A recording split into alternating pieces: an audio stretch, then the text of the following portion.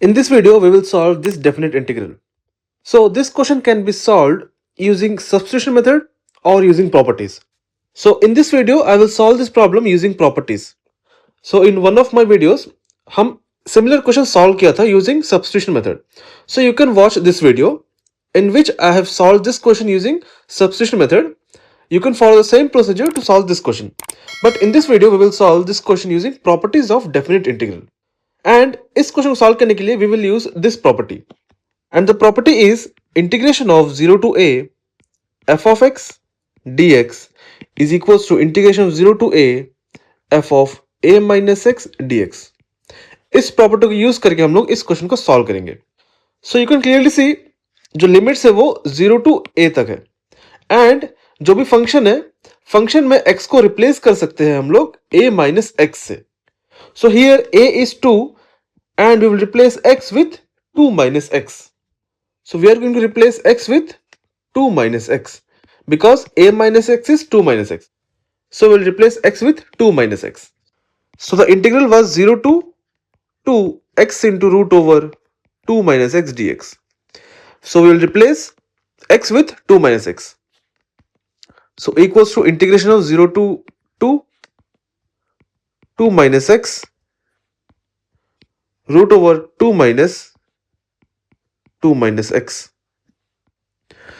So जहां पर भी x था उसके जगह हम पुट किया 2 minus x क्योंकि x को रिप्लेस करना था a minus x से and here a is 2 so we have to put 2 minus x क्योंकि a क्या है 2 है इसीलिए 2 minus x से रिप्लेस करना है x को इसीलिए यहां पे x की जगह पर 2 minus x पुट कर लिए. नाउ इसको सिंप्लीफाई करने पर we can solve the integration. So सबसे पहले यहां पे ब्रैकेट को ओपन करेंगे एंड -1 को अंदर मल्टीप्लाई करना है. सो -1 को अंदर मल्टीप्लाई करने पर ये कब बनेगा 2 minus 2 plus x and remaining as it is 0 to 2 सामने 2 minus x equal to n dx. So ये एज इट इज बट यहां पे ब्रैकेट ओपन करने पर -2 रहेगा and minus of minus plus x बन जाएगा ये एंड यहां पर 2 कैंसिल हो जाएगा. सो 2 कैंसिल हो गया एंड रिमेनिंग क्या है यहाँ पे x रिमेनिंग है मतलब root x is remaining. So this will be integration of 0 to 2 minus x root over x dx. Now यहां पर रूट x है. Now we will multiply this root x inside bracket मतलब दोनों term के साथ root x को multiply करना है. सो this will become integration of 0 to 2 into root x minus x into root x dx. Now what is x into root x? So x into root x इसको हम लिख सकता है x power 1 into x power 1 by 2 क्योंकि root x is x power 1 by 2. Since दोनों का base same है we can add the powers. So ये क्या बन जाएगा ये बनेगा x power 3 by 2 क्योंकि 1 plus 1 by 2 is 3 by 2. 1 plus 1 by 2 is 3 by 2. So x root x is basically x power 3 by 2. So we will put here x power 3 by 2. So integration 0 to 2 into root x minus x power 3 by 2 dx. And इसको भी हम लिख सकते हैं x power 1 by 2. सो इसको हम लिख लेता x power 1 by 2. x power 1 by 2 ना यहाँ पे माइनस है तो सेपरेटली इंटीग्रेशन करना है. So integration of 0 to 2 x power 1 by 2 dx minus integration of 0 to 2 x power 3 by 2 dx.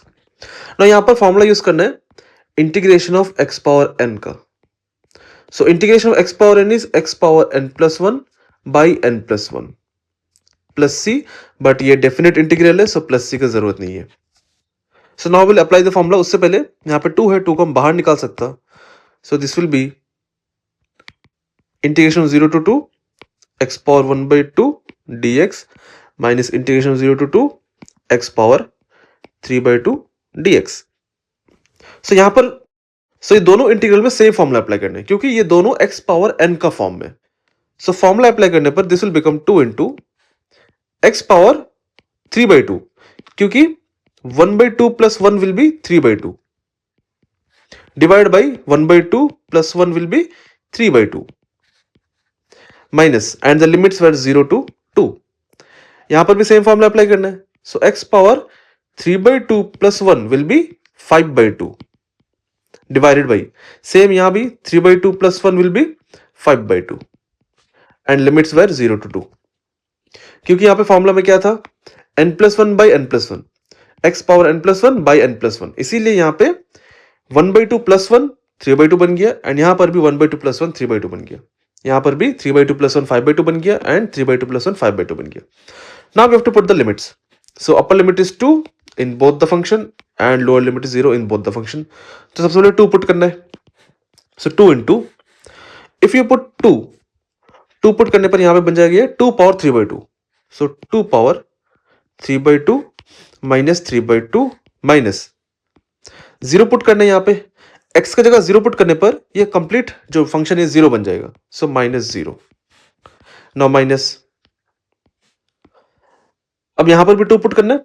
2 put करने पर ये बनेगा 2 power 5/2 divide by 5/2 minus, if you put 0 in the function ये पूरा वैल्यू 0 बन जाएगा. सो 0.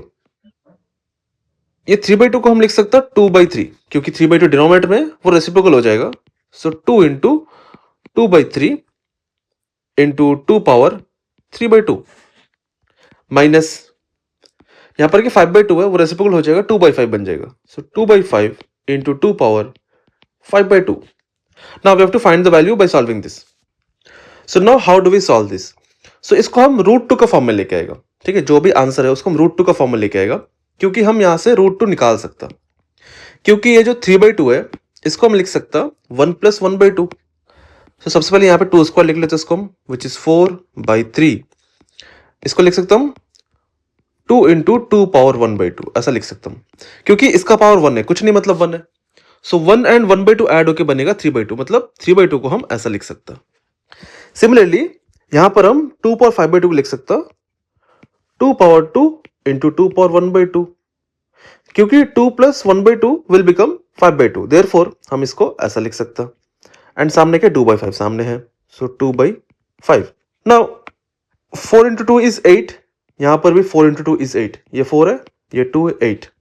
सो 8/5 √2, 8/5 √2. सिमिलरली यहां पे 8/3 √2, सो 8/3 √2 एंड बीच में माइनस. नाउ यहां से हम 8 √2 कॉमन ले सकता, सो दिस विल बी 8 √2. यहां पे रिमेनिंग क्या रहेगा, 1/3 रिमेनिंग रहेगा, माइनस यहां पे 8 √2 कॉमन लेने से 1/5 रिमेनिंग रहेगा, सो 1/5.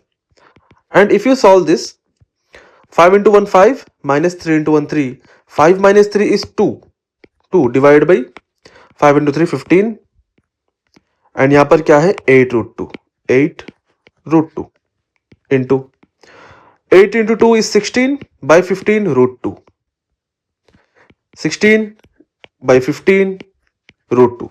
ये है final answer for the given integral.